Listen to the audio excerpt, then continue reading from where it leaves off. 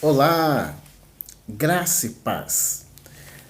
Nós estamos com o propósito de ganharmos 3 pessoas para Jesus, ou 3 casais, ou 3 homens, ou 3 mulheres, ou 3 adolescentes para Jesus. Eu extraí de um estudo confeccionado pelo um pastor muito amado, Acélio Luiz, a Igreja Colheita Internacional em Teresópolis, um estudo, né, baseado numa pesquisa que ele fez no livro, no capítulo 10 de Atos, em que ele nos dá algumas ideias daquilo que nós precisamos, algumas ferramentas daquilo que nós precisamos para a conquista de pessoas nesse tempo. Estamos passando um tempo, estamos dentro de uma pandemia mundial. Uma pandemia mundial, coisa que nunca antes acontecera. Então, quando passar essa pandemia, as pessoas vão querer estar juntas, vão querer abraçar e ser abraçada. Então, nós estaremos nos preparando a partir de agora para receber essas pessoas a partir desse tempo, no nome de Jesus. O capítulo 10 ele é muito rico e vai nos dar algumas lições tremendas. E temos aqui a conversão prega, e aí há uma conversão tremenda, mas eu quero chamar a sua atenção, só no final, aí, a partir do capítulo 44, do versículo 44, melhor dizendo, mas eu quero chamar a sua atenção logo para o início aqui, o capítulo 10, dos versos 1 ao verso de número 27, vai narrar um diálogo do apóstolo Pedro com um oficial romano, um centurião, ou seja, um líder de 100 pessoas, não é? Um líder de 100 soldados, quem sabe um sargento, um tenente, um capitão. Ele era líder de uma equipe de 100 homens treinados, homens do exército. E nesse diálogo, ele tem uma revelação vinda dos céus, e ele então vai buscar essa interpretação da visão com um homem de Deus chamado Pedro. E a partir daí, né, vai nos discorrer, nós vamos ver aqui algumas características desse moço que vai nos ajudar dentro desse projeto Casa de Paz e Prosperidade.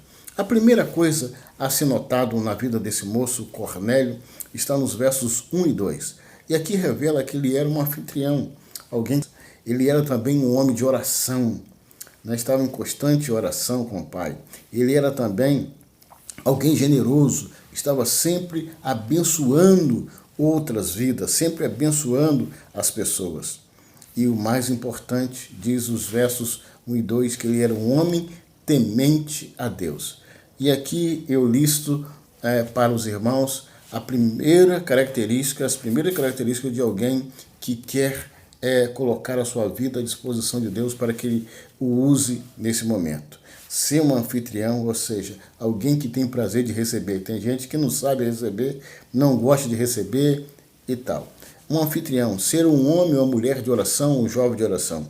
Ser alguém generoso, disposto a dar, disposto a abençoar, disposto a abrir mão de algumas coisas da sua despensa, da sua conta bancária, para derramar na vida de outra pessoa.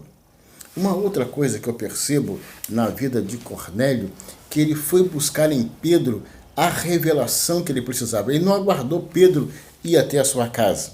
Estava mais ou menos combinado, mas ele não aguardou, ele foi ao encontro.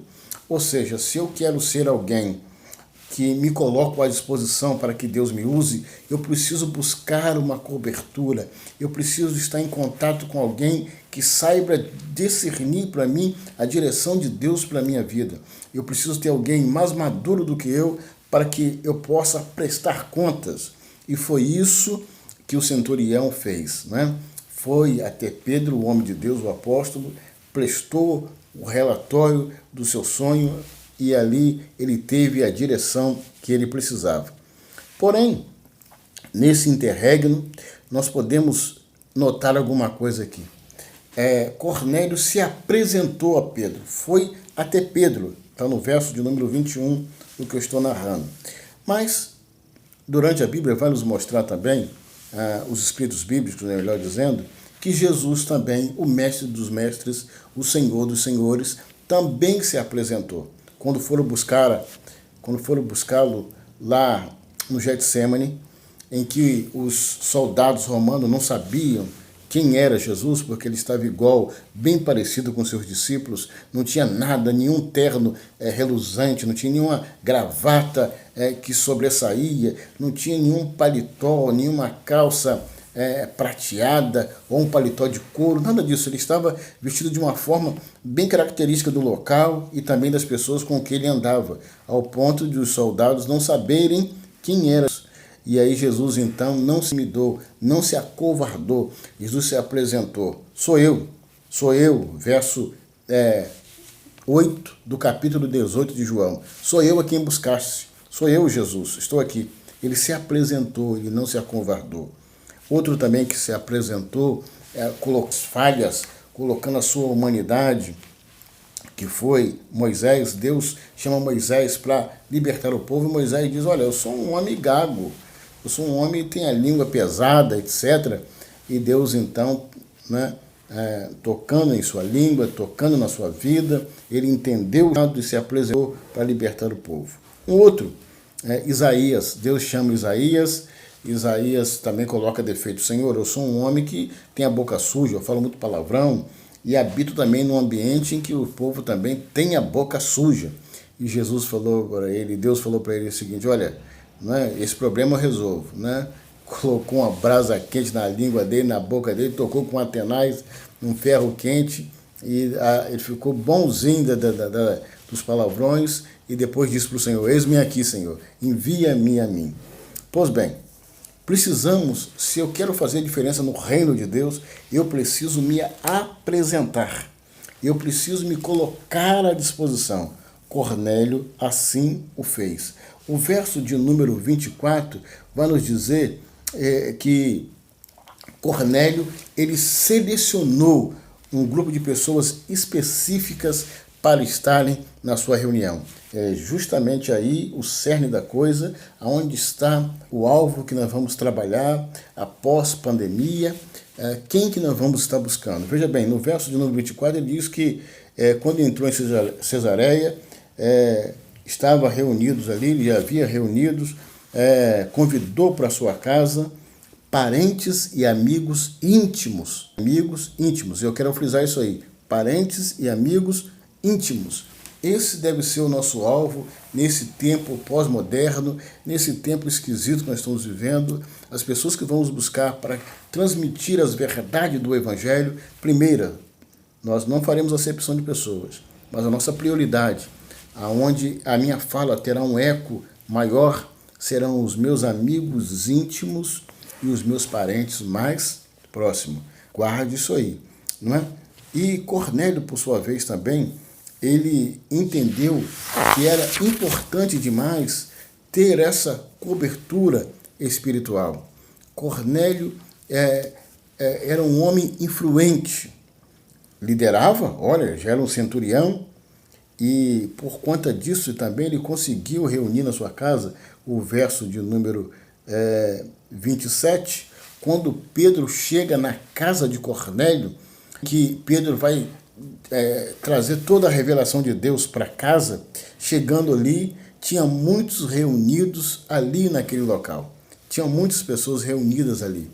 Qual líder que não gostaria de chegar em qualquer reunião e encontrar muitos reunidos ali? Vai ser essa unção que Deus vai dar a mim, vai dar a você.